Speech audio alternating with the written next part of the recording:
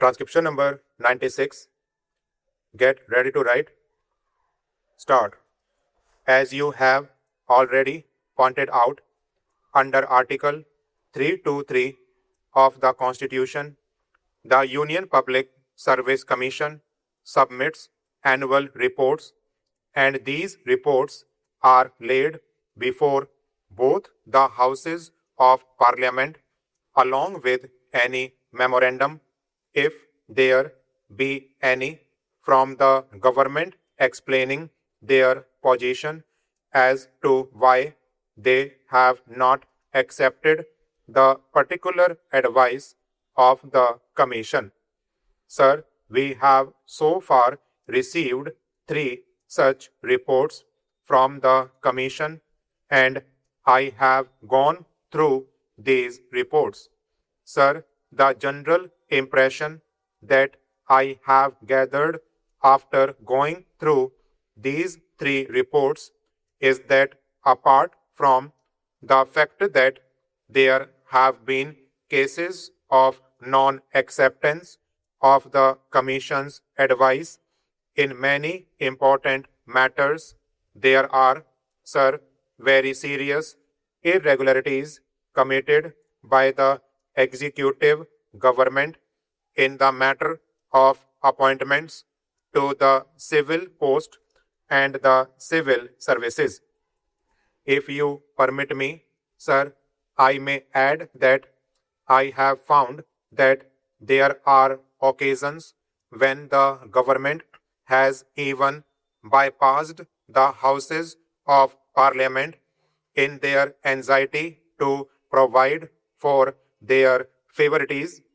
Sir, under Article 320 of the Constitution, as you have already pointed out, the recruitments to civil post and the civil services are to be made by the Union Public Service Commission.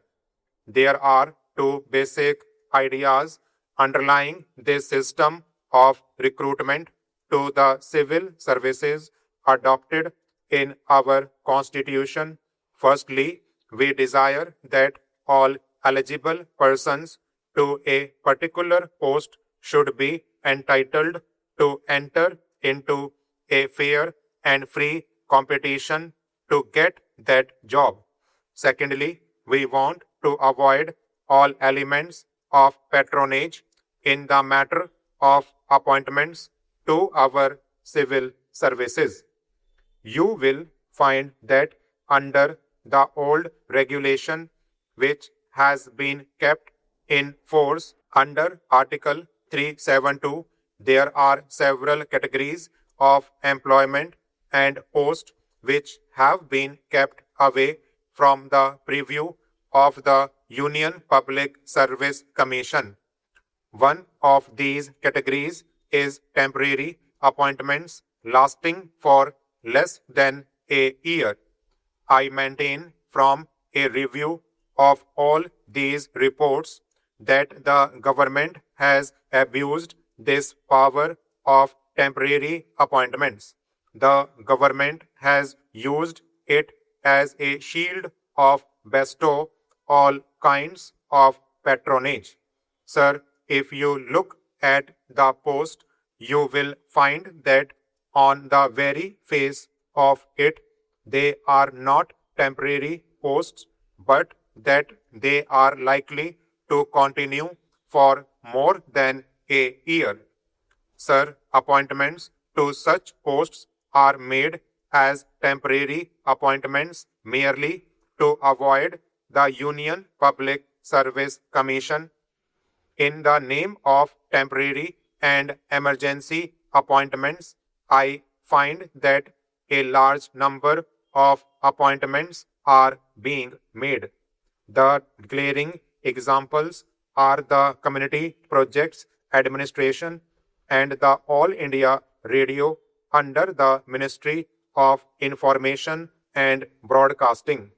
We find as a matter of fact such appointments being made by every ministry, but these are the very glaring examples, and I would like the Honorable Minister, to tell this House as to how many temporary appointments are being made every year by the government and how many of them are continued even after the end of the year. Sir, they make the temporary appointments and they keep these appointments going on year after year, and they do not also consult the commission, although under the constitution they are required to do so. Apart from bringing in an element of patronage in the civil appointments, this procedure acts very unfairly to the other candidates who compete from the open market when these temporary posts are made permanent. When the appointments are regularized by inviting applications by means of advertisements, what happens is this: we cannot prevent these temporary appointees from competing in such examinations, and these temporary appointees who have gained experience at the cost of the taxpayer compete with the candidates from the open market and do better because of the experience that they have gained. I know it from my personal knowledge that appointments in the temporary cadre are purposely made in order that a particular candidate may gain experience and do better at competitive examinations and have a better chance of getting a permanent government service. Otherwise, he could never have got such a post. Sir, not only this, but the Commission have also referred to the fact that advertisements are drafted in such a way that it may suit a particular person. On page 9 of the first report, they say advertisements for posts in the category of technical, scientific, or specialized qualifications are often so drafted by ministries as to tend to restrict the recruitment to the limited circle of persons already holding the post advertised or analogous posts. One of the main functions of the Commission is to so draft the advertisement without sacrificing the requirements of the post as to ensure a competitive selection for the post from the widest field. I have looked into the regulations and the method by which the Public Service Commission works in UK. There, the ministries merely inform the Service Commission that they want such a post to be filled with a person of such and such qualifications. The advertisement is drafted by the Service Commission and not by the ministries as is done here. Here, government are anxious to bestow patronage, and therefore it is that they want to avoid going to the Public Service Commission and continue to make these temporary appointments and draft the advertisements themselves. I find from the report that as early as January 1951, the Commission submitted their proposals to the government as to how the existing regulations should be remodeled so that each case should come under the preview of the Union Public Service Commission. Now the government has not taken any decision in this matter.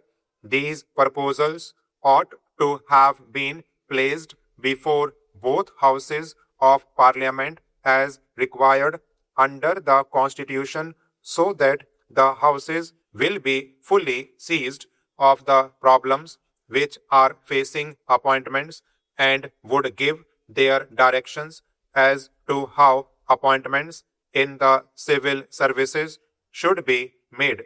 Stop.